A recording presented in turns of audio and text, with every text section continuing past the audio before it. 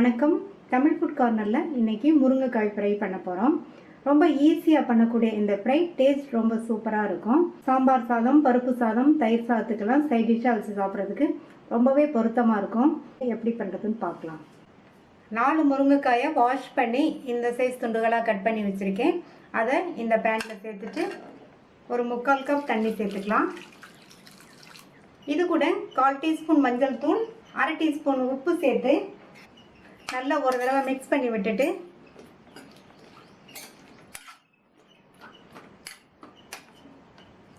மூடி போட்டுடலாம். இந்த முருங்கைக்காய் பாதி அளவுக்கு வெந்து வரட்டும். வெந்து வர்றதுக்கு 8லேருந்து 10 நிமிஷம் ஆகும். இப்போ 8 நிமிஷம் ஆச்சு. முருங்கைக்காய் பாதி அளவுக்கு வெந்திருக்கு. இந்த மாதிரி பாதி அளவுக்கு வேக வச்சுக்கணும். காயை பொறுத்து முருங்கைக்காய் வேகிறதுக்கு டைம் 1 நிமிஷமோ 2 நிமிஷமோ முன்ன பின்ன ஆகும். இப்போ இந்த முருங்கைக்காயை தண்ணியோடையே எடுத்து வச்சிடலாம். இந்த பேனில் 2 டேபிள் ஸ்பூன் எண்ணெய் சூடானதும் அதில் 1/2 டீஸ்பூன் கடுகு, 1/2 டீஸ்பூன் உளுந்து, அடுத்து 1/2 டீஸ்பூன் சோம்பு சேர்த்து நல்லா இதை பொரிய விட்டுறணும். சோம்பு வாசனை நல்லா எண்ணெயில் இறங்கணும். அடுத்து ஒரு மீடியம் சைஸ் பெரிய வெங்காயத்தை கட் பண்ணி வச்சுருக்கேன். அந்த வெங்காயத்தை சேர்த்துட்டு கூடவே கொஞ்சம் கறிவேப்பிலை, 2 பச்சை மிளகாவை நீல வாக்கில் கீறி வச்சுருக்கேன். அதையும் சேர்த்துட்டு இப்போ சேர்த்த எல்லாத்தையும் வதக்கிக்கணும். இந்த வெங்காயம் நல்ல கலர் மாதிரி வர வரைக்கும் வதக்கிக்கணும். வெங்காயத்தோட கலர் நல்லா மாறிடுச்சு. ஃப்ரைக்கு இந்த மாதிரி வதக்கிட்டு இது கூட 6 பூண்டை இடித்து வச்சுருக்கேன். அதை சேர்த்துக்கலாம். பூண்டு சேர்த்துட்டு மறுபடியும் இதை நல்லா ஒரு 1/2 நிமிஷத்துக்கு வதக்கி விட்டுக்கணும்.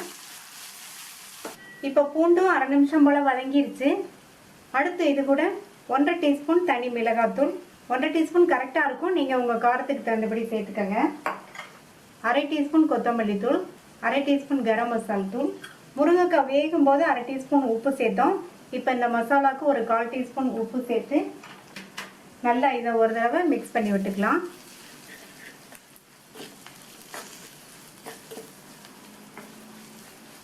அடுத்து வேக வச்ச முருங்கைக்காயை தண்ணியோடய எடுத்து வச்சோம். இப்போ முருங்கைக்காயை மட்டும் சேர்த்துக்கலாம். இதில் சேர்த்துட்டு இந்த மசாலாவில் ஒரு 2 நிமிஷத்துக்கு இந்த முருங்கைக்காயை நல்லா வதக்கிக்கணும்.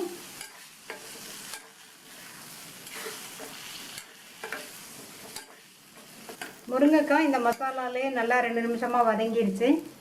இப்போ முருங்கைக்காய் வேக வச்ச தண்ணியை சேர்த்துடலாம்.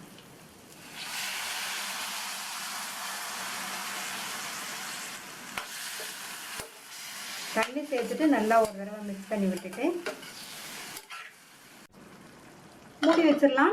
ஸ்டவ்வை லோ மீடியம் ஃப்ளேமில் வச்சுக்கோங்க. அப்பப்போ திறந்து பார்த்து நல்லா கிண்டி விட்டுக்கோங்க. இந்த முருங்கைக்காய் மசாலாவோடு சேர்ந்து நல்லா ஃப்ரை ஆகி ஃபுல்லாக வெந்து வரட்டும். இப்போ திறந்து பார்க்கலாம்.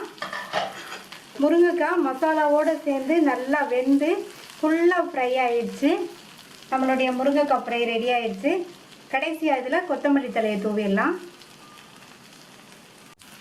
கொத்தமல்லி தழை தூவிட்டு நல்லா ஒரு தடவை மிக்ஸ் பண்ணி விட்டுட்டு ஸ்டவ் ஆஃப் பண்ணிடலாம். நல்லா கமகமன் வாசனையோட டேஸ்டான முருங்கைக்காய் ஃப்ரை ரெடி ஆயிடுச்சு.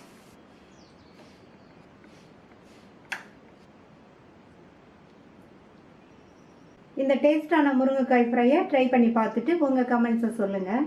தேங்க்யூ.